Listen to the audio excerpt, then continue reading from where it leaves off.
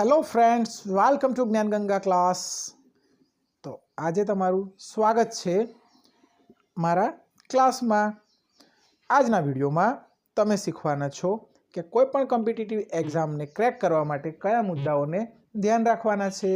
जो चैनल पर नवा होय तो चैनल ने सब्सक्राइब करवानुं भूलता नहीं अने विडियो ने अंत सुधी पूरेपूरो जोजो। जो विडियो पसंद आवे तो विडियो ने लाइक करी देजो अने चैनल ने सब्सक्राइब करी लेजो, जेथी करीने भविष्य में नवा नवा नोटिफिकेशन्स तमने मळता रहे। तो चालो शुरू करिए आपणो video. For 100% success in any competitive exam you have to remember the following points. एटले के 100% सक्सेस माटे कोईपण एक्जाम ने क्रैक करवा माटे, एंट्रन्स एक्जाम ने क्रैक करवा माटे अहींया जणावेला पॉइंट्स तमारे फॉलो करवाना छे बाळको। तो जोईए पहलो पॉइंट, स्पीड विथ एक्युरेसी। कोईपण एक्जाम में तमारे ज्यारे पण पेपर लखो छो त्यारे तमारे स्पीड राखवानी, पण स्पीडनी साथे साथे एक्युरेसी पण राखवी पड़े छे। एक्युरेसी एटले चोकसाई। जो तमे चोकसाई राखो तो जवाब अने स्पेलिंग्स खोटा पड़वानी अथवा तो कोई जवाब खोटो टीक थई जवानी शक्यता घटी जाय छे। एटले हमेशा याद राखो स्पीड विथ एक्युरेसी खूब ज जरूरी है। बीजो पॉइंट है, think once before you tick mark the answer. मित्रों, कोईपण जवाब ने टीक करो ते पहला एक वार विचारो कि आ जवाब बराबर है ने, त्यारबाद ज टीक करो। केम के एक वार टीक थई जाए पछी ते जवाब में चेन्ज करी शकातो नथी, पछी ते कोईपण एक्जाम होय। Time management must be done according to the number of questions and time given for it. एक समय નું પ્રબંધન એ ખાસ જરૂરી છે। તમને અહીંયા એક એક્ઝામ્પલ દ્વારા સમજાવું। જો તમારા 150 ક્વેશ્ચન હોય અને તમને 2 કલાક આપવામાં આવેલા હોય તો 2 કલાકને 60 વડે ગુણીએ એટલે 120 મિનિટ્સ થઈ જાય। તમારી પાસે 120 મિનિટ્સ છે 150 પ્રશ્નો માટે।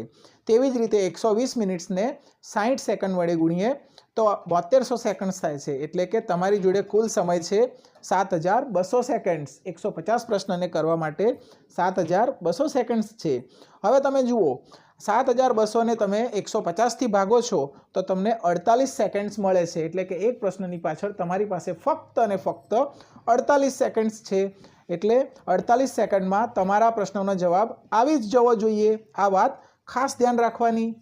સેવ time in English part, you will automatically get much time in maths and reasoning part।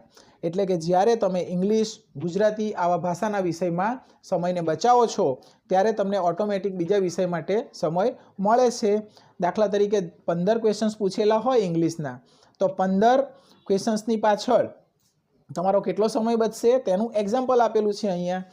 હવે તમે ઇંગ્લિશ ક્વેશ્ચન 10 સેકન્ડમાં જવાબ આપી દો ફટાફટ વાંચીને તો તમારી 38 સેકન્ડ બચે અને 38 સેકન્ડ એટલે 15 મિનિટ 15 પ્રશ્નો ગુણ્યા 38 તો 570 સેકન્ડ્સ બચી જાય અને 570 સેકન્ડ્સને આપણે જો 60 વડે ભાગીએ તો આપણને 9.5 મિનિટ મળે છે। એટલે કે 10 મિનિટ જેટલો સમય મળી જાય છે અને આ 10 મિનિટમાં બીજા 10 પ્રશ્નો તમે સોલ્વ કરી શકો છો અને બીજા બાળકો કરતાં તમે આગળ મેરિટમાં આવી શકો છો।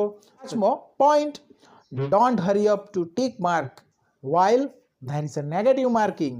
જ્યારે નેગેટિવ માર્કિંગ હોય ત્યારે ક્યારે પણ ઉતાવળ ના કરશો તમારું ટીક કરવામાં। જો તમને એકદમ ખોટો જ લાગે જવાબ તો તેને ખાલી છોડી દેવ, પરંતુ જો નેગેટિવ માર્કિંગ ના હોય તો બધા જ જવાબ તમારે અટેન્ડ કરવા જરૂરી છે। પછી તમને આવડતા હોય કે ના આવડતા હોય પણ નેગેટિવ માર્કિંગમાં ખાસ ધ્યાન રાખવું। હવે જોઈએ છઠ્ઠો ખૂબ જ important point, concept of flow of river. એટલે કે નદીના પ્રવાહમાં તમારે ચાલવાનું છે। તમારે ફક્ત ડૂબવાનું નથી, તમારું માથું ખાલી બહાર હોવું જોઈએ। જો તમે પિક્ચરમાં પણ જોઈ શકો છો કે એક સાઈડમાં ડાબી બાજુમાં એક ભાઈ ડૂબી ગયો છે અને બાજુમાં જે છે તેણે ફક્ત મોઢું બહાર રાખ્યું છે। એટલે અહીંયા પણ આવું જ છે। તમારે ફક્ત બીજા કરતાં 2-5 માર્ક્સ વધારે લાવવાના છે, તમારે પહેલો નંબર લાવવાનો નથી। બી કોન્ફિડન્ટ। કોઈ પણ એક્ઝામ આપવા જતાં પહેલાં તમારામાં કોન્ફિડન્સ હોવો જરૂરી છે। જો કોન્ફિડન્સ હશે તો આપોઆપ તમારી એક્ઝામ સારી જશે અને તમારા ગુણ પણ સારા આવશે। પ્રેક્ટિસ મોર દેન અધર્સ। બીજા લોકો જે મહેનત કરે છે તેના કરતાં વધારે મહેનત કરો।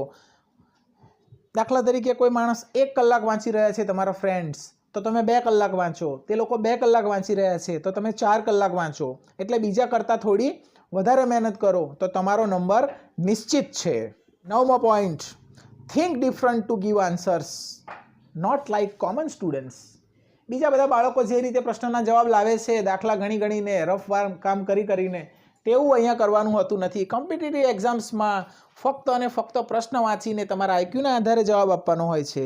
એટલે તમે પ્રશ્નને બરાબર વાંચો, એને બને ત્યાં સુધી ઓરલી સોલ્વ કરવાનો પ્રયત્ન કરો. જો ના આવે તો જ રફ કામ કરવાનું, એટલે બીજા બાળકો વિચારે તેના કરતાં તમારે થોડું અહીંયા અલગ વિચારવાનું છે દોસ્તો. તો જોઈએ 10th point, play with numbers in your daily life. તમારી ડેલી લાઈફમાં પણ તમે નંબર્સથી રમો, નંબર્સથી ખેલો, મસ્તી કરો.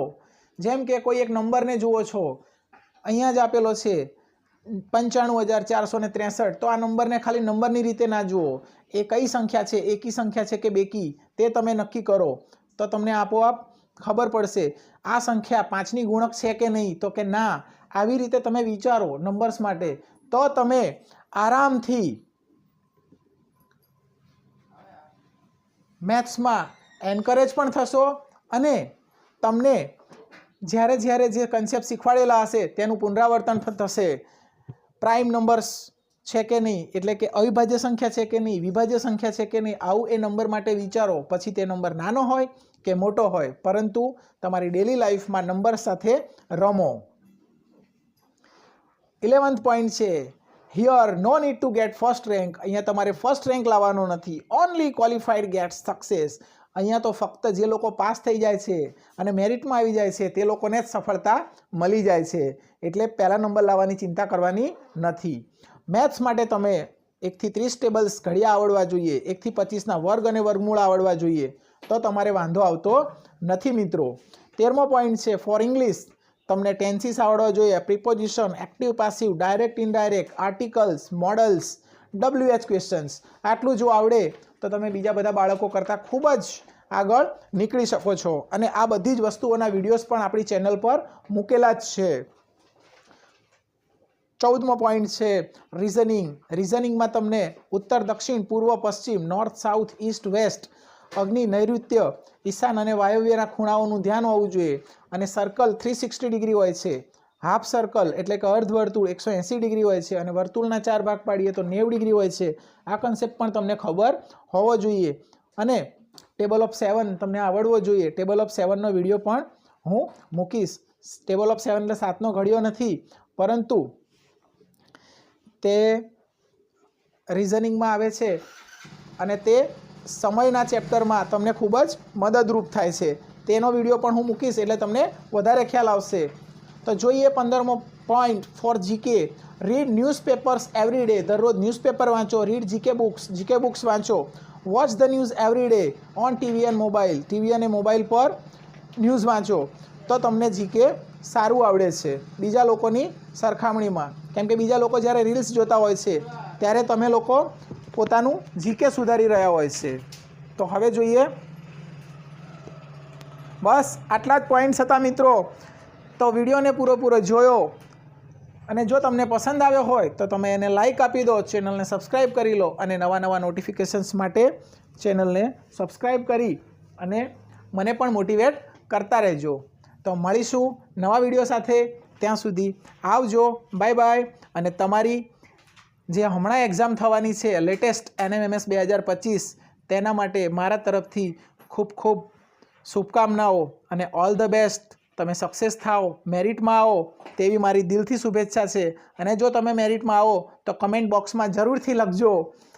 Thank you.